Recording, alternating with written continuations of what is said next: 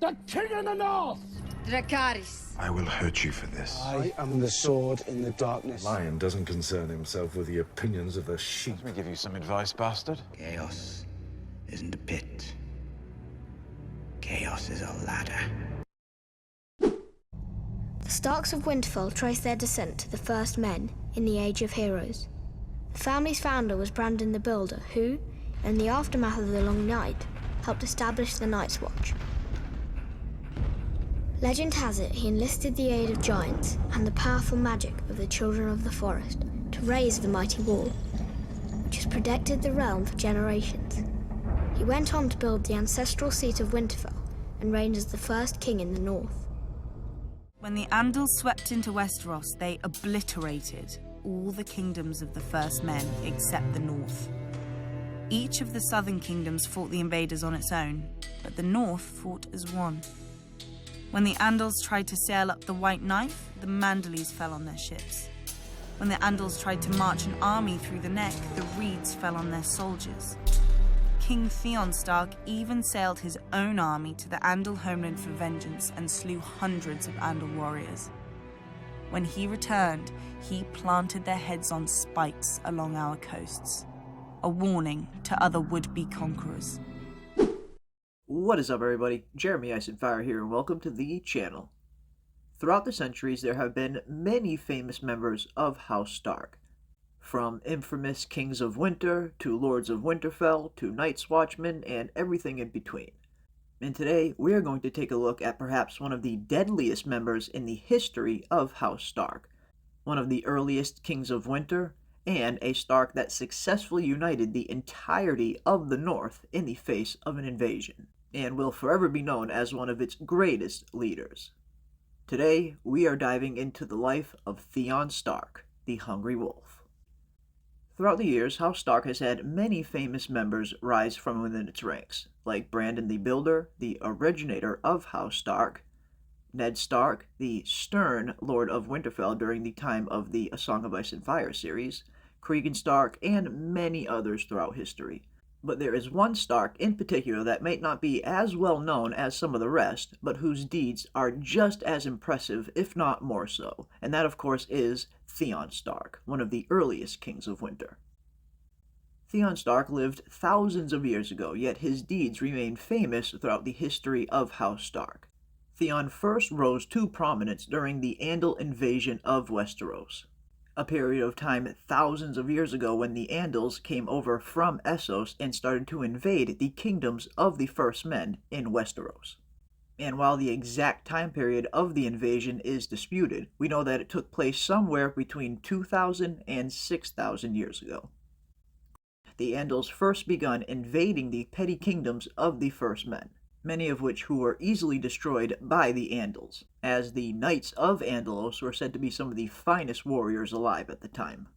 And after capturing kingdom after kingdom of the First Men down south, the Andals would eventually make their way up north. When the Andals tried to attack the eastern shores of the north, they were aggressively met by the Kings of Winter, House Stark of Winterfell, and their First Men bannermen.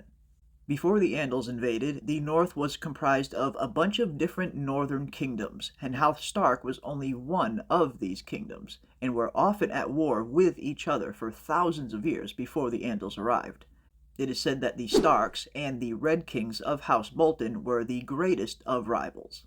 But after thousands of years of killing each other, the Andals would eventually invade, and the North knew if they did not band together under one single kingdom and fight as one, that they could potentially face extinction from their Andal invaders. Which they eventually did, with King Theon Stark emerging as the one true leader and King of Winter in the North. Aided by their loyal bannermen, House Stark and the rest of the North fought ferociously defending their territory from the Andal invaders, and were successful in pushing them back. Theon himself would go on to defeat one of the Andal leaders in single combat, a warlord known as Argos Sevenstar, during the Battle of the Weeping Water, and successfully push the Andals back into the sea. Yet it did not simply end there with the Andals being defeated. King Theon Stark wanted to take it one step further and make sure that no Andal warrior would ever set foot on any northern shore again. So the King of Winter set sail across the narrow sea over to the coast of Andalos, with Argo's 7-star's body displayed on the prow of his ship like a figurehead. Taking the fight to where the Andals originated in Essos, Theon burned a score of Andal villages, killing hundreds and capturing 3 tower houses and a fortified sept.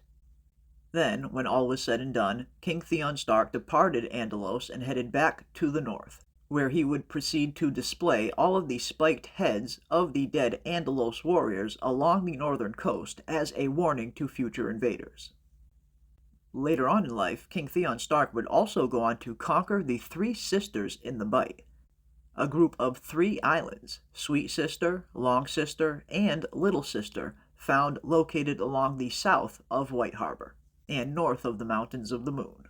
The islands are considered dens of sin by Septons. People from the 3 sisters are known as sistermen. Some have webbing between their hands and feet, which they call the Mark. King Theon Stark would also go on to put down an Ironborn invasion later on in life as well, as Horag Hor, king of the Iron Islands at the time, led a fleet of Ironborn longships against the western coast of the north, conquering the Stony Shore and burning the Wolf's Wood. Harag's son, Ravos the Raper, was commanding the invasion and was using Bear Island as his base of operations. But eventually, King Theon Stark would go on to slew Ravos in single combat, and expel the remainder of the Iron Men from his northern shores, including Bear Island. Very little is known about the death of King Theon Stark, however. The Crypts of Winterfell contain a stone-crowned statue of King Theon Stark, which depicts him as thin, with long hair and a skinny beard. He earned his nickname, the Hungry Wolf, from the constant state of war that the North was in during his reign, and because of his own gaunt appearance. But however King Theon would go on to meet his end, one thing is for sure, his deeds would go on to echo throughout the centuries, and he would become known as one of the most famous and storied members of House Stark, and remains one of the deadliest Kings of Winter. But that is going to do it for us today on my character profile of King Theon Stark, the Hungry Wolf, who successfully pushed back an Andal invasion and quite possibly saved the entirety of the North from extinction. If you enjoyed this video, don't forget to hit a like on your way out and subscribe and hit that bell for notifications as well, as we will be covering all things House of the Dragon and A Song of Ice and Fire. And as always, I want to give a big thank you to everybody out there for watching, and we will see you on the next one.